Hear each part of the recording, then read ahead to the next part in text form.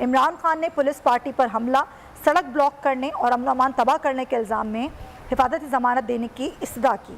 वकील के मुताबिक इमरान खान पर मुकदमे में आनत जुर्म का इल्ज़ाम लगाया गया।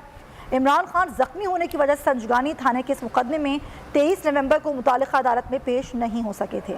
15 फरवरी को ATC की अदालत इस्लामाबाद ने इमरान खान की अदम पैरवी की बुनियाद पर अबूरी ज़मानत की दरख्वास्त को खारिज किया था और वकला के मुताबिक इमरान खान अब अबूरी ज़मानत के लिए मुतालिका अदालत में पेश होना चाहते हैं।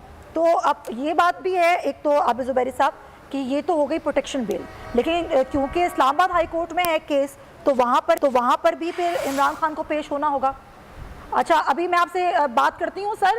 अदालत ने इमरान खान की इस्तदा पर जो हिफाजत ज़मानत की दरख्वास्त है वो वापस कर दी है। आपको खबर हम दे रहे हैं कि जस्टिस तारिक सलीम शेख की अदालत, जहां पर इमरान खान ने हिफाजती ज़मानत की दरख्वास्त वापस लेने के हवाले से दरख्वास्त की और इस्तदा की, और अदालत ने इमरान खान की दरख्वास्त वापस लेने की बिना पर अब निपटा दी है। उनके वकला ने यह कहा था कि हम दरख्वास्त वापस लेना चाहते हैं, लेकिन अदालत ने उस वक्त ये कहा था कि मामला इस तरह से हम नहीं निपटाएंगे।